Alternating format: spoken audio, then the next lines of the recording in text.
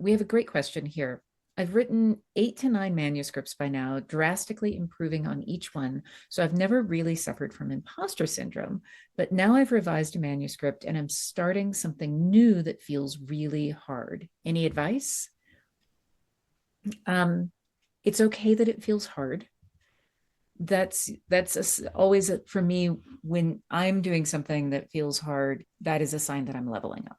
Yeah. And when I see other people doing something that's hard, it is a sign that they're leveling up. And so anytime I'm in the process of leveling up, I break it into smaller pieces because then it's more manageable. So if if the manuscript feels hard, I would say look at which piece of it, see if you can figure out which piece of it feels hard and kind of set some other pieces to easy settings so that you can focus on the hard part.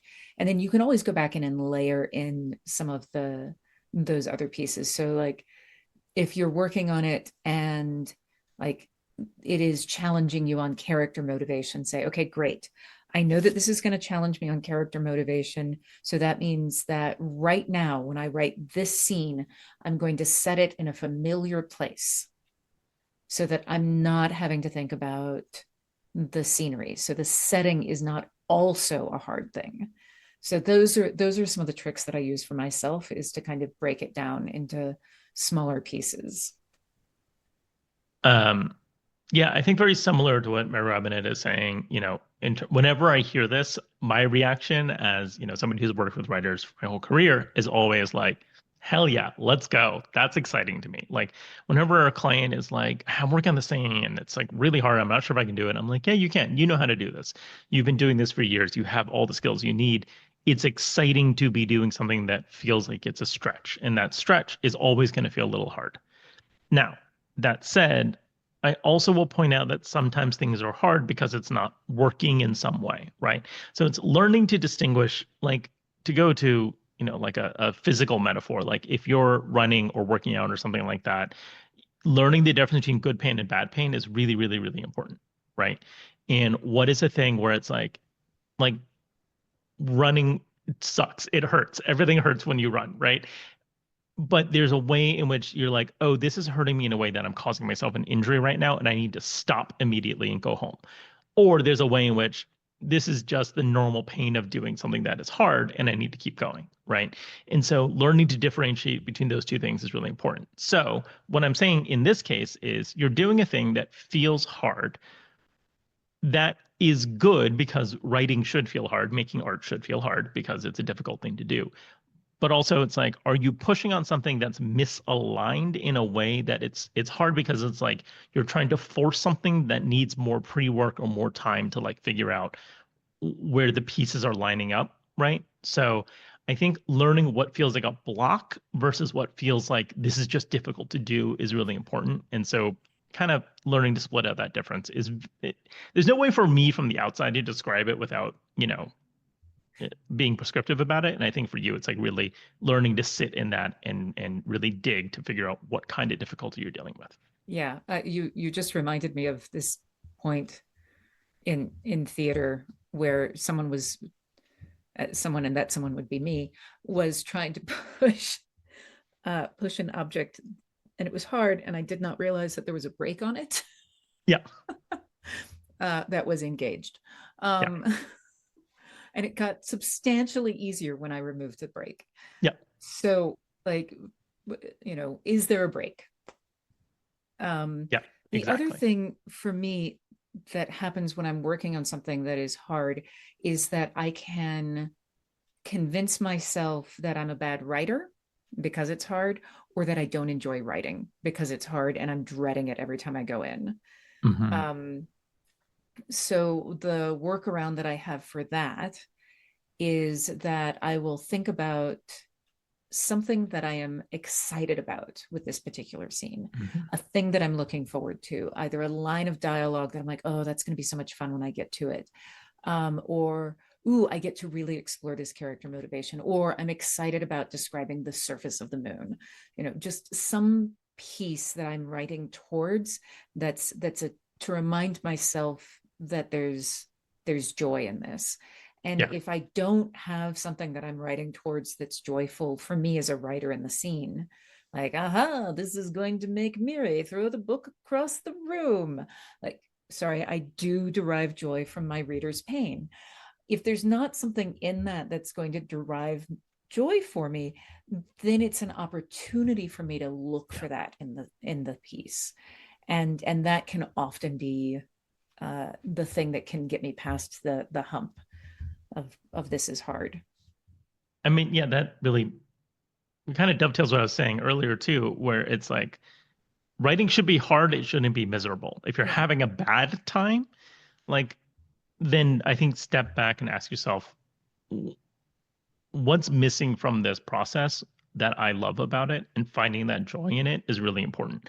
And I think again, there's this idea that it's like, you should be suffering for your art in some way. Then I'm like, I don't know that that's true. I think fundamentally you should write because you like to write. And if you don't like to write, then you should either figure out how to like it or maybe do something else, right? And please don't do something else. You should keep doing this. You're great at this. But that doesn't mean that it should be easy though, right? And it's finding the joy in doing the thing that is difficult and make sure the difficulty isn't making you miserable, right?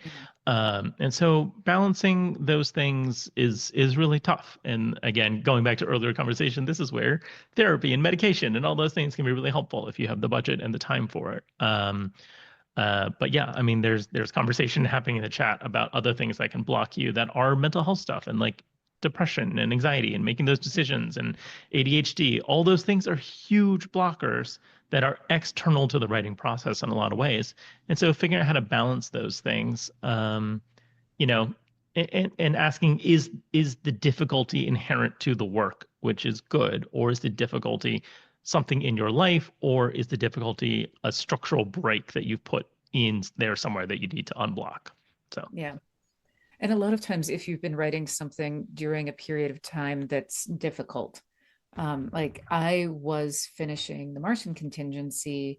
I literally turned it in the week my mom died. Um, the beginning of the week.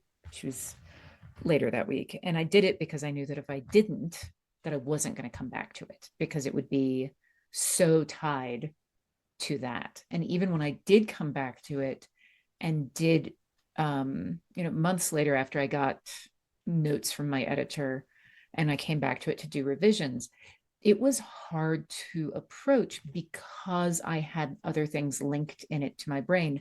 So, one of the things that I personally did to help me with that was that I moved my writing location so that the visual and sensory details that I was getting, you know, you can do that with changing the seat, changing your soundscape.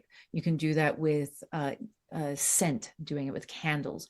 Whatever it is, you can change some of those so that your brain is not linking it to the yep. circumstances that you were in before. Yeah. Mary in the chat just had a great suggestion to do something like that, which is if you're struggling with working on a document that you've struggled with in the past, literally starting a fresh document and changing the font. Comic Sans is the suggestion, and it's actually a really great one because it turns off, for whatever reason, a lot of your brain's like critical skills in a real way and lets you approach it in a really fresh way. And so, I don't remember what the research on Comic Sans in particular is, but it Com- does. Go it, ahead. it turns out that Comic Sans, all of the research about it, the research about it is that it doesn't actually do anything. Ah, But there was a lot of anecdotal stuff that was going around that said that it did. got But another thing you could do would be to change it. If you use a screen reader, change the voice of the screen yeah. reader. Would be another way to just hear it differently and hear it hmm fresh. hmm But All yeah, right. change your circumstances, find a different spot to work, all those things can really help. And, even sometimes like little hacks, like just like a small material reward for sitting down to do the thing, just to Yeah. create a different association. I have, I know people who've used like, I don't know, something as simple as like jelly beans after you write 1,000 words or whatever it is, right? Like just one of those things that like gives you whatever your idea of a treat is, not to delve too deep into treat economy, but like, I think that can, as a temporary fix, can really help. I mean, listen, classical conditioning works for dogs and cats, and it works for humans as well. Absolutely. So Like I there's said, nothing, pattern recognition is always what it comes back to. yep, nothing wrong with training yourself with treats, Exactly. as long as they're healthy treats. Hmm. There's actually a thing with dogs and dog training that you want to use the lowest value treat possible so that the higher value treats are there for the harder things. Yeah, that makes sense. Yeah. Thanks so much for these questions. Yeah, these are great questions.